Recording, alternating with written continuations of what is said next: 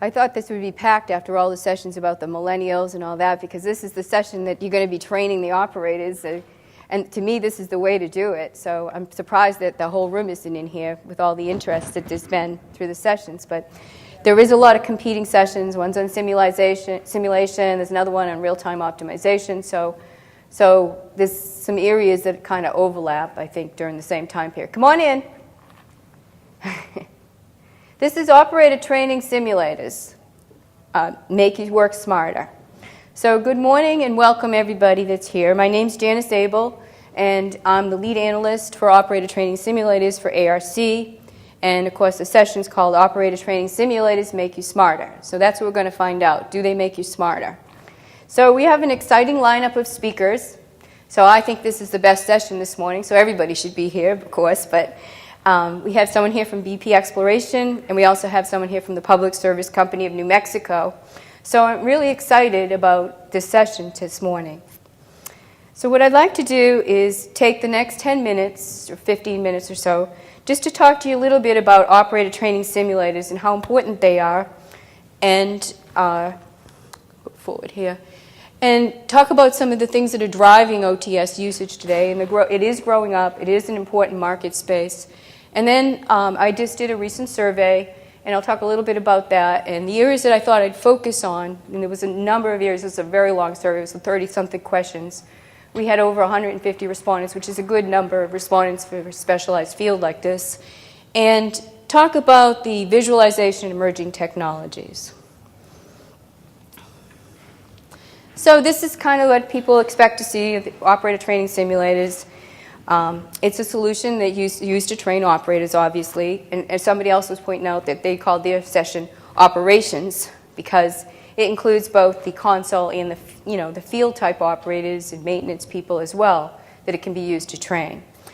So it can be generic, where it maybe emulates some unit operations, but it could also be low fidelity, where it may not emulate the process exactly, or more high fidelity, where it mimics or it mirrors the process very precisely.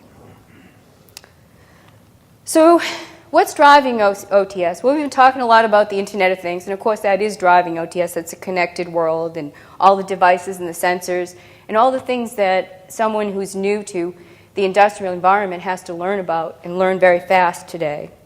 So it's also about some other things that are driving it, like the mobility, the smart devices, getting smarter, and the gaming, the cloud, and also plant models and the real-time data. And data is increasing. We're all hearing about big data. So all of these things are transforming OTS. So what's driving OTS? Well, we're hearing about the tech-savvy millennial generation. And these are the new tech-savvy workers. It's the digital natives. They've been brought up in a digital environment, in a digital world. So these workers need to feel confident, and they need to be able to get the information, capture that information, be able to transfer the information very quickly and rapidly, because several people have pointed this out. There's 10,000 baby boomers in the U.S. that are retiring every day. Or not retiring, but turn age 65. When they retire is up to them. But every day for the next 19 years, they said that will happen. They also said that 25% of Europeans will be above the age of 65 in 2030, and it's very similar in Japan as well and other parts of the world. But in Asia, where there is a younger population, they change jobs every 2 years because they're in such high demand. So it's there. We need to be able to let these workers feel confident and be motivated to be in an industrial environment. And they need to think that manufacturing is sexy and fun, because that's what they want to do. They want to really enjoy what they do for work. So one of the things I saw this in the Texas Tribune in January, and the article talked about what keeps the CEO of the Texas nuclear plant and awake at night. And he said, what keeps me awake at night is training new workers and having that knowledge camper so that they can become experienced workers, because the average age at their plant is over 22 years old. So it is there, it's real. 40% of their employees are eligible for retirement in the next few years. And last year at this conference we had Salt River Project talking about the eligibility for retirement in the next 5 years, that 100% of their employees would be eligible. I'm sure that's changed because they were making some changes and bringing in new employees, but that was last year. So within the next 5 years, they said 100% would have been eligible to retire. So there is a reason that people are very interested in how do I train my new workers. So anyway, we did a survey recently with, and we worked with ARC-NAMUR and the Department of Energy and ARC. And so what I'd like to do is present just a couple of the results, not too many, and I focused on one aspect of it. And anybody that's in this session, since we have such a small group here, if you give me your business card at the end, I'd be glad to send you a copy of the report after it's published. It should be, the first part should be published next month. So, and the first part's on the justification, return on investment, and benefits. The second part's on implementation, usage, and maintenance. So approximately 60% of the respondents were from the refining, chemicals, and energy industries. And it was done because we all wanted to develop a better understanding of what's going on in the operator training space for manufacturers, operations, and executives, and what they're doing to address this for training simulators. So one of the questions we asked was, did I miss this? Okay, I did miss, I went to two slides fast. But one of the questions we asked was, what's driving OTS? What are the top benefits? We gave them a list to choose from, and you can see that when you get the report. But the top benefits to them were, number one, the knowledge transfer, capturing that knowledge and transferring the knowledge. The second top benefits, and I'm sure everybody in this room would probably agree with this, is that fewer abnormal situations, avoiding incidences. And the third one was startup, shutdown, product changeover, and they kind of go hand in hand with the last one. And then the fourth one was reducing the learning curve and having faster learning, which is very similar to the knowledge transfer, and that kind of goes hand in hand. So another question we asked was, does your OTS feature the following? So we asked for gaming, immersive high-fidelity 3D, does it have an iPad or tablet, and smartphones? And so we looked at this, and at least I did, and I said, whoa, 30% is high with gaming, but I think that's because a lot of people were thinking efficiency or proficiency scoring, where the operators train against one another, and that's built into many of the OTS solutions that are available today. However, the second one, it was like almost 25% were doing immersive high fidelity, and that seemed just a little high for me. I mean, I don't know if people agree with me, but I went back and I looked at the survey because I re-examined. I said, what is going on here? So then I realized it was under the heading Emerging Technology and Developments. So I believe that some people were thinking, and you'll see that as I go to the next show you a couple more responses. I think they were thinking in terms of what they'd like to see. So we can talk about that. Well, anyway, I want to focus on the visualization because that was one of the things that people talked about in the gaming. So one of the things is, how many people here remember some of these games, like Pong? That was like the simplest game you could play. Or Donkey Kong, Pacman. I was the Pacman champ in grad school. I used to get free meals on Friday nights, so that was a lot of fun. And then the Space Invaders, I played that a lot too. So those are the games that I remember.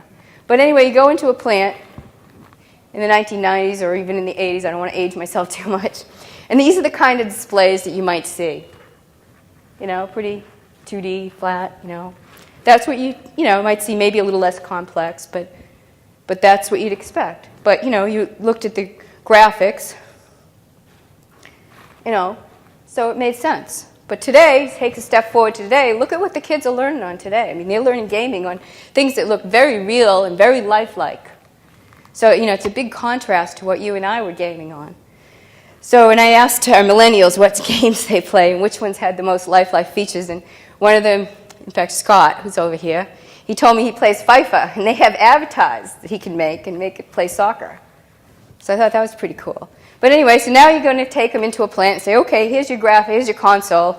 This is what you can learn. This is what you can answer to. So what I'm saying is that maybe we do need to, in some places, in some cases, look at the graphics.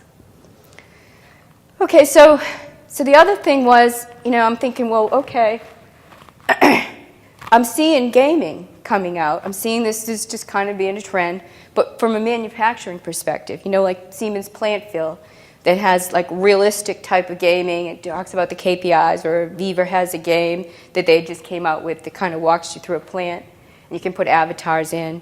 Forge FX, Chevron has this Energyville that they use to talk about the energy in a city and things like that. So it teaches them different aspects. And they probably need to be a little bit more in depth, but it just, the idea of it, I think, is important to think about. So what types of visualization are we seeing? Well, we're seeing all kinds. We're seeing, you know, 2D, which sometimes is what people want because they want it simpler, and it depends on what they're doing. We're seeing 3D things like this in plants. We're seeing like much more immersive types of graphics. We're seeing, you know, things that look really lifelike, like a plant. Very immersive. We're also seeing, you know, things that look like you can see something, you can actually feel like you're on you're walking a platform, or you can see the platform. And so it gives you an idea of the type of graphics and things, the visualization. So it is coming, you know.